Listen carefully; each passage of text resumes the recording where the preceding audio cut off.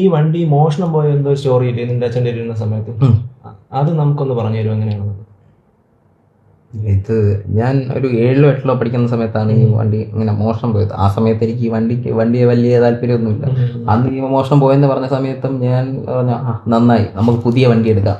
ഏത് വണ്ടി? Passion pro. ഇതാണ് അന്നത്തെ എൻ്റെ പാഷൻ പ്രോ, അല്ലെങ്കിൽ ഹങ്ക് എടുക്കാന്ന് പറഞ്ഞോണ്ട് അങ്ങനെ. അന്ന് ഹീറോ ഹോണ്ട ഒരു ഇങ്ങനെ തിളങ്ങി നിന്ന ഒരു ടൈമായിരുന്നു അങ്ങനെ. അപ്പം എനിക്ക് അത് ഒരു കണ്ണുണ്ടായിരുന്നു. അപ്പൊ ഇത് പോയി അടുത്തത് അതെടുക്കാം.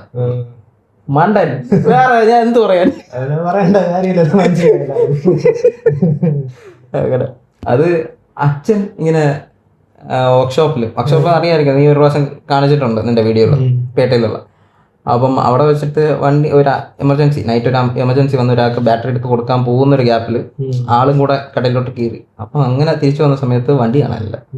അച്ഛൻ ആദ്യം വിചാരിച്ചു ഫ്രണ്ട്സ് ആരെങ്കിലും പറ്റിക്കാൻ വേണ്ടിയിട്ട് വണ്ടിയെല്ലാം അവിടെ എവിടെയെങ്കിലും എടുത്ത് മാറ്റി വെച്ചിരിക്കുകയായിരിക്കും എന്ന് വിചാരിച്ചു. അങ്ങനെ അച്ഛൻ അത് നോക്കി ഇവരെയൊക്കെ വിളിച്ചു, ഒരു റെസ്പോൺസ് ഇല്ല. മീൻസ് അവരാരും എടുത്തില്ല, അവരൊക്കെ വേറെ സ്ഥലത്തൊക്കെ നിൽക്കുന്നു. അങ്ങനെയാണ് എന്തോ കളിക്കാൻ വേണ്ടി വിളിക്കുന്നതാണ്, അതാണ് ഇപ്പൊ പറഞ്ഞു.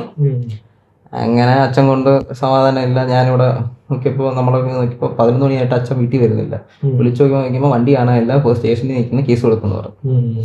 അങ്ങനെ വണ്ടി അച്ഛൻ ആകെ മൊത്തം ഡെസ്പായി, ആകെ ഒരിത്.